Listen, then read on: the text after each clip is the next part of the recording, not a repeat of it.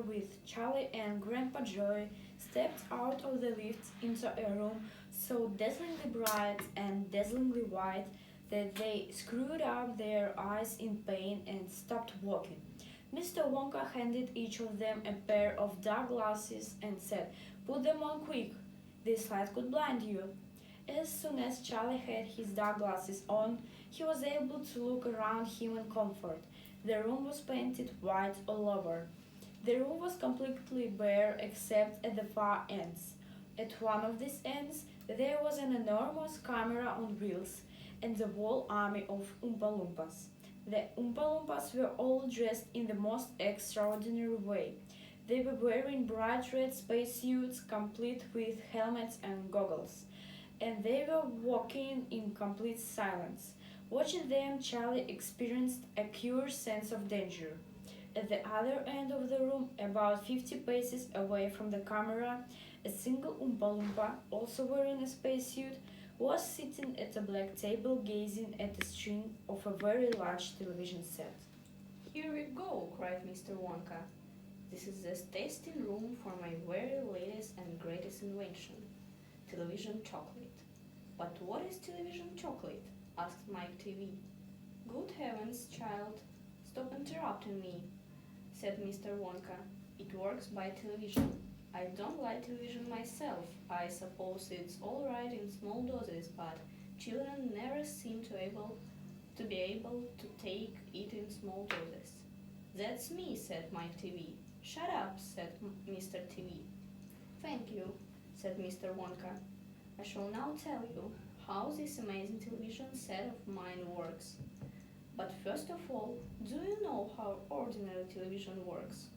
The photographs are then split up into millions of tiny little pieces which are so small that you can't see them. And these little pieces are shot out into the sky by electricity. They then go flashing down the wire that leads right into the back of the television set, and in there they get jiggled and joggled around until at last every single one of those millions of tiny pieces is fitted back into its right place, and the photograph appears on the screen."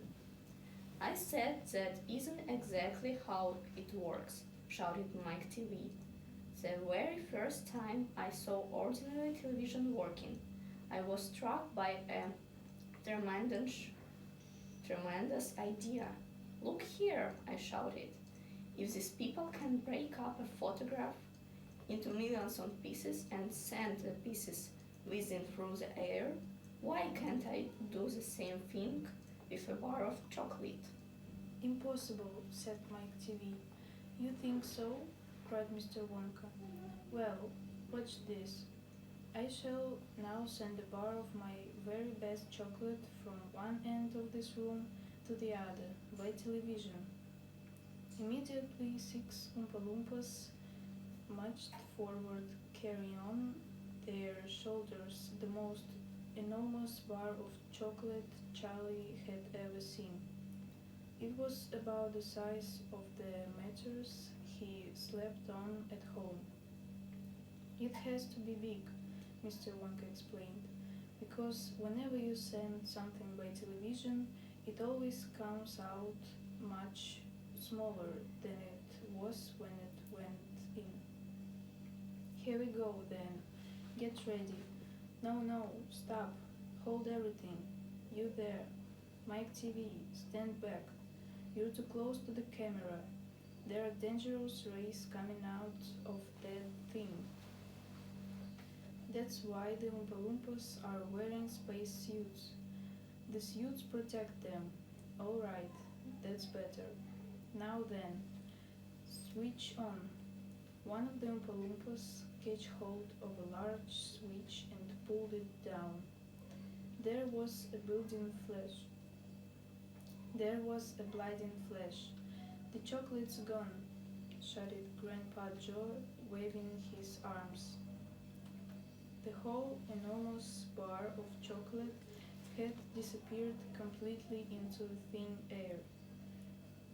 "It's on its way," cried Mr. Wonka. It's now rushed through the air above our heads in a million tiny pieces. Watch the screen, he cried. Here it comes. Look. The screen flickered up and lit up. Then suddenly a small bar of chocolate appeared in the middle of the screen. Take it, shouted Mr. Wonka, growing more and more excited. How can you take it? Asked Mike. How can you take it? Asked Mike TV, laughing. It's just a picture on a television screen. Charlie Bucket, cried Mr. Wonka. You take it. Reach out and grab it. Charlie put one his hand and touched the screen, and suddenly the bar of chocolate came away in his fingers. He was so surprised he nearly dropped it. Eat it, shouted Mr. Wonka. Go on and eat it. Eat the same bar it got smaller on the journey. That's all. It's absolutely fantastic, gasped Grandpa Joe. It's miracle. Just imagine, hey, cried Mr. Wonka. When I start using the across the country, you'll be sitting at home watching television, and suddenly a commercial will flash onto the screen, and voice will say, Eat Wonka's chocolates. They're the best in the world. If you don't believe us, try one for yourself. Now. And you simply reach out and take one. How about that, huh? Terrific, cried Grandpa Joe. It will change the world. And the full story for the front page of the